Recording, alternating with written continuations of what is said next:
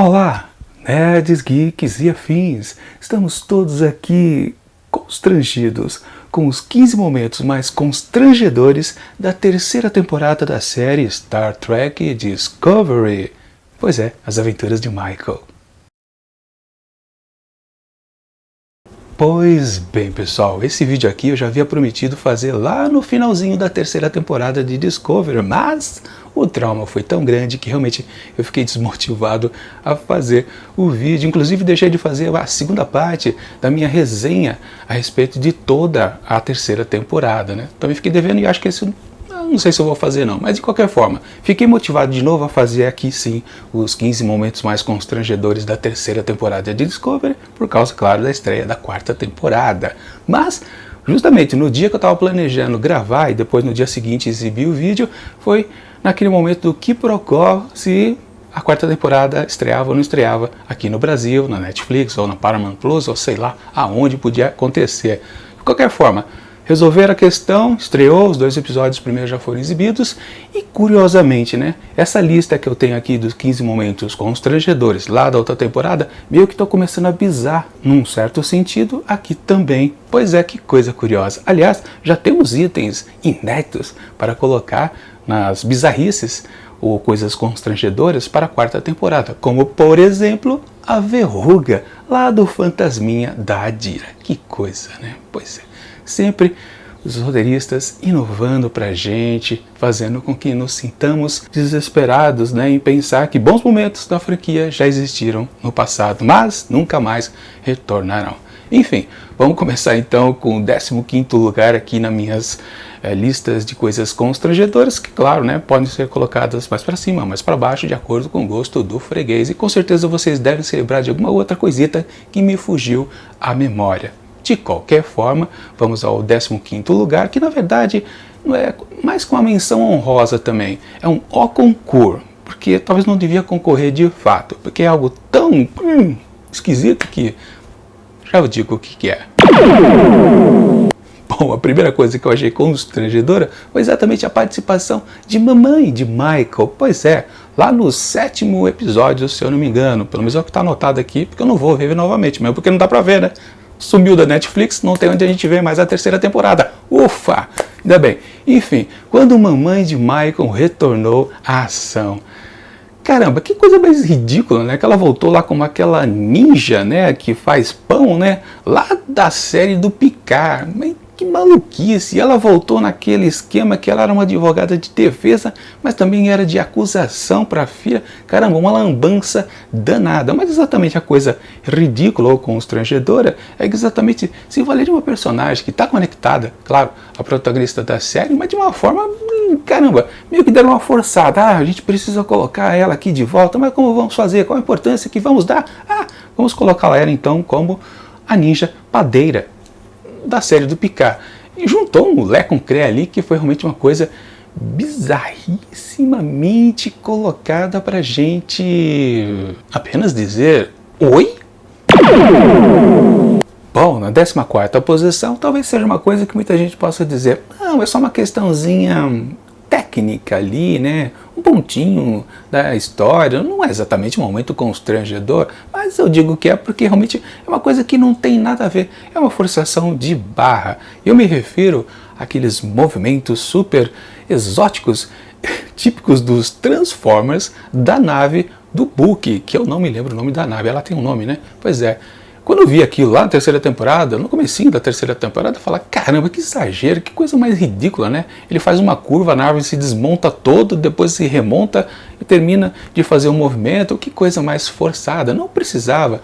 Eles acabaram repetindo isso durante a temporada, acho que uns 3 momentos mais ou menos, que eu me lembre, né? Mas é o que eu disse, né? Eles estão começando a fazer isso aqui novamente na quarta temporada, e aliás, é a primeira coisa que a gente vê quando a série se inicia, pois assim que se mostra a nave, né, justamente a nave do Book sai lá do hangar e faz um rodopio para poder se dirigir a tal direção que estava indo. Ou seja, aquele exagero que realmente, ó, aquilo mais parece um Star Wars do que qualquer outra coisa. Mesmo que em Star Wars não tem essa coisa de Lego, né, que a nave se desmonta e depois remonta um instante depois para frente no espaço. Uma coisa apenas, na verdade, ridícula. Bom, em 13º lugar eu coloquei algo que até remete até mais ainda a Star Wars do que a questão com a nave do Book que se desmonta. É exatamente a atuação da Detmer. Lembra daquele draminha que colocaram para a personagem que acabou resultando em nada, né? Foi resolvido assim num estalo também. Mas ela começou a pilotar como se estivesse a bordo de uma Millennium Falcon. Que eu achei também um belo exagero, claro, é uma referência escancarada ali que não via quem não queria, obviamente, né? Achando que realmente estavam sendo demonstrado para nós uma grande de uma piloto que veio da frota, né? Mas não, né? Era só mais um momento em que os grandes e brilhantes roteiristas tiveram aquela sensação tipo, caramba, vamos colocar uma coisa aqui que vai chamar a atenção do pessoal, eles vão curtir bastante. Sim, vão curtir quem não manja nada de Star Trek e nem tá percebendo que tá vendo algo de Star Wars.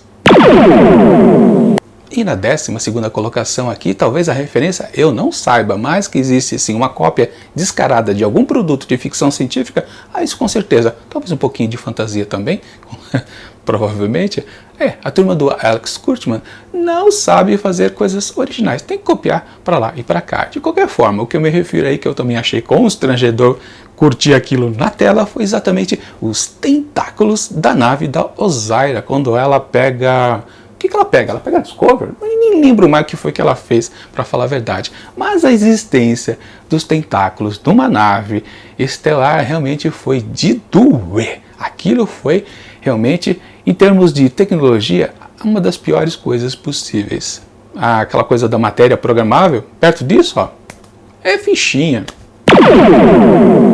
Bom, e na 11ª colocação, uma coisa que estava lá já exposto no 3º ano, mas também está bem evidente no 4º, que é exatamente toda aquela expansão dos oficiais ali da ponte. De repente, de uma temporada para outra, eles começaram a ficar sorridentes, todos serelepes, né? Sempre com risadinhas para cá, acolá.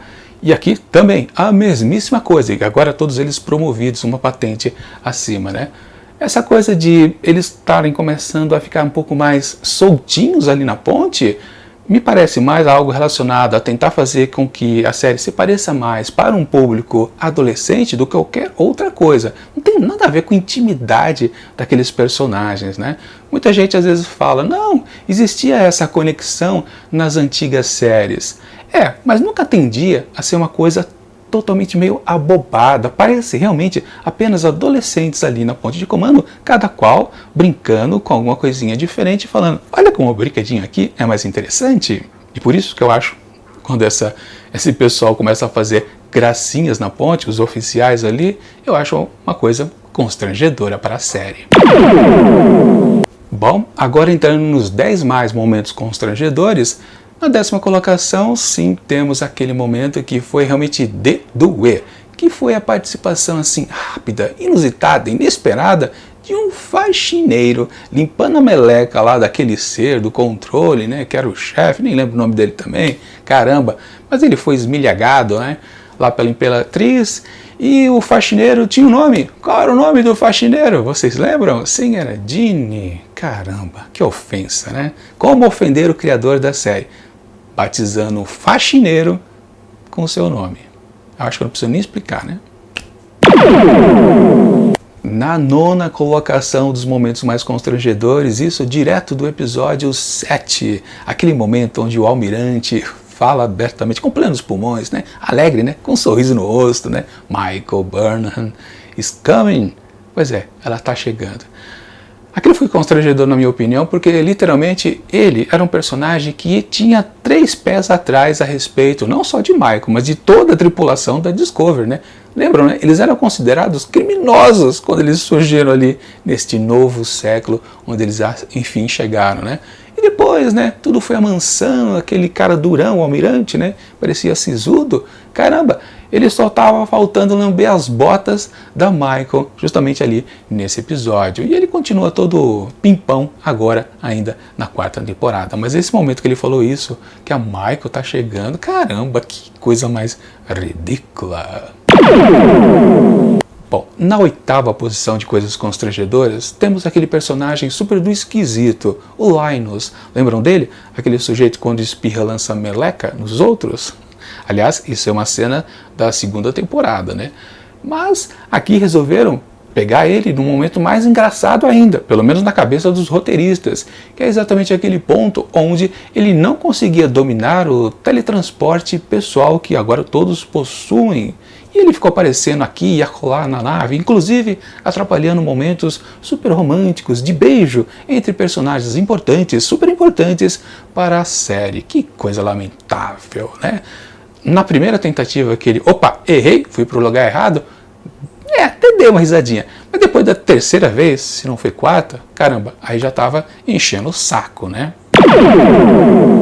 Agora, na sétima posição aqui, basicamente ficou na primeira posição durante muito tempo, e algo que foi inclusive do primeiro episódio da terceira temporada, que foi aquele momento do soro que Michael recebeu, né, o soro da verdade, e ela ficou completamente piradona. Aquilo foi um momento completamente não só constrangedor, mas como ridículo, porque era uma tentativa da série de fazer com que aquela Michael, considerada super chorona pelos fãs da série, pudesse ter uma oportunidade, e também com certeza a atriz, né, de tentar fazer alguma coisa diferente, né? Que ela ali se transmutou em coisas completamente distintas daquela coisa chorosa. Não, agora era alegre, né? Ela vibrante, gargalhava.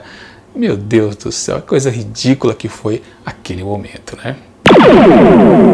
Já na sexta posição, temos aquela situação onde um personagem muito do querido é colocado numa situação também constrangedora. Temos então Saru, num momento que realmente vai ficar marcado para sempre como o ponto, talvez, onde o personagem foi liquidado nesta série. Dali para frente, ele não passou a ser nada mais do que um personagem assim, ó, bem coadjuvante da série, porque literalmente, na minha opinião, né, naquele ponto eu defini como ele foi transformado, o Saru, apenas num cheque calção. Ele foi a garantia naquela missão que Michael foi fazer, ela comandando a Discovery, naquela questão lá da nave que tinha as plantas, uma coisa assim, não é? Mas o Saru ficou ali na sede da frota como garantia, porque o almirante falou, não, você não vai porque não sei o quê, senão porque eles achavam que a Michael não ia voltar, eu não entendi aquilo também. Uma situação completamente ridícula. Naquele ponto que o personagem, o Saru, ele estava num crescendo, a gente já sentia que ele ia se transformar num grande capitão. Aliás, ele já estava empossado como capitão justamente naquele ponto, e ele foi rebaixado exatamente a um cheque calção. Você fica aqui e vai a outra na missão. Quando óbvio, lógico, né? Tinha que ir alguém a mais, alguém dali, da frota, o almirante designava alguém, tinha uma chefe de segurança lá, não tinha também na terceira temporada? Ela sumiu agora na quarta, né? Ela podia ir lá, fiscalizar, né? Meio que monitorar tudo que acontecia, mas não, tinham que deixar o Saru ali como garantia que Michael e a nave voltariam para ele. Que coisa ridícula. Na quinta colocação, a primeira manifestação daquele grande episódio que foi o 11. Pois é, o 11º da temporada anterior, que nos deu grandes momentos. A começar com esse daqui, naquela situação completamente ridícula, onde se discutiu a existência e o valor daquela protuberância nas cadeiras dos capitães de naves estelares. Pois é, sem aquilo, sem você dá uma coçadinha ali naquele ou no buraquinho ou numa protuberância, né? Você não é capaz de, claro, domar aquele espírito, né? De ser o comandante de uma nave. Você não tem aquela força motivadora. Você não é você. Tudo que você aprendeu na academia não importa. Você precisa daquele negocinho que você precisa cutucar assim bastante. Senão você não é capaz de ser um capitão, né? Que bosta, né? Mas claro, tudo vai começar a piorar, né? Porque estamos chegando agora na cabeça. Primeiro, com a quarta posição dos momentos sensacionais que só esses grandes roteiristas podem criar para a gente. E temos então aquele grande embate sensacional, inesquecível, entre Tilly e Osaira. Pois é, aquela briga entre duas capitãs. Quer dizer, a Tilly não era nada disso. Enfim, o que vale é que Tilly proferiu aquela grande frase, né? o meu torpedo é maior do que o seu, ou algo parecido. Eu nem lembro direito o que foi aquela diaba ela falou, mas sim se discutiu o tamanho das coisas entre uma disputa verbal entre duas mulheres. Cara, que coisa sensacional! Somente roteiristas de Discovery podem oferecer isso pra gente como entretenimento de qualidade. Bom, chegando nas cabeças aqui do Top 15, né? Sim, temos uma personagem que não poderia faltar, porque apenas a própria personagem já é um momento constrangedor para a própria série em si. Eu me refiro à Imperatriz. Quantas coisitas ela fez de ridícula nesta temporada? Ela também tinha feito na outra, né? Mas aqui, digamos que eles se superaram, ofereceram não só para o personagem, mas para a própria atriz. Caramba, que coisa ridícula! Aquele momento onde ela conseguiu desligar um robô, né? Um ser tecnológico, apenas com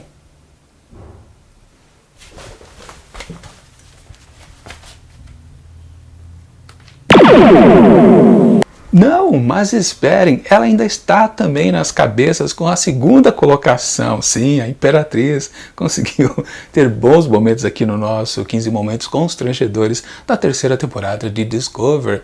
E foi justamente lá no segundo episódio, né? Onde ela matou a charada, aquele grande problema que afligia todo mundo, né? Aquela questão ali diplomática que não arredava, não ia para frente, não ia para trás. Enfim, mas ela resolveu o problema simplesmente, né? Puxando o capuz e revelando a identidade lá de um dos cidadãos. Coisa ridícula. Bom, e claro, obviamente, a primeira colocação dos momentos mais constrangedores da temporada, todo mundo já sabe, eu não preciso nem dizer, mas eu quero dizer porque sim, preciso deixar registrado aqui a minha opinião a respeito também daquele momento onde descobrimos a resolução do grande mistério da terceira temporada, de por que a queima existiu. Simplesmente existiu por causa de Su'Kal, aquele personagem Sakal, que no momento de piti, de pura criancice, porque ele é um personagem criança-adulto, adulto-criança, sei lá o que diabo aquilo era, mas por causa do seu gritinho, todos os cristais de lítio implodiram. Pois é. Ou explodiram, tanto faz, tá na mesma. O que vale é que as naves estelares, ó, quem foi o gênio criativo que teve essa ideia de jirico, de fazer com que a gente sinta vergonha da série que a gente tanto... A franquia, na verdade, da série não, né? Da franquia que tanto amávamos. Quem foi o idiota que criou isso? Quem foi? Eu sempre me pergunto. Não podemos nunca nos esquecer, né? Foi um piti. Bom, pessoal, é isso. Esses foram os meus momentos que eu destaquei. Na verdade, sempre que ia avançando os episódios, eu já ia fazendo meus apontamentos. Mas mesmo assim eu devo ter perdido muita coisa interessante que vocês com certeza possam se lembrar. Desculpa fazer tudo isso voltar à memória de vocês, mas se vocês quiserem, coloque aqui no comentário do vídeo algum outro momento constrangedor que eu não listei aqui nesses 15. Deve ter algum, com certeza. Dá para chegar a 30, 50, quem sabe? Poxa, esses caras são bons, eles merecem serem destacados pelo que eles fazem pra gente. Bom, vou lembrar aqui para vocês que eu já estou comentando todos os episódios aqui da quarta temporada também. É só procurar aqui acima que vocês encontram o link do primeiro e do segundo episódio e também dos restantes para as próximas semanas. Que, aliás, eu nem sei quando vai sair aqui no Brasil, né? Se vai ser na quarta ou na sexta-feira que vai ser lançado aqui na Paramount Plus do Brasil. Não sei mesmo. De qualquer forma, no mesmo dia eu farei a resenha, estará no ar com certeza lá pelas 4 da tarde, provavelmente. É isso.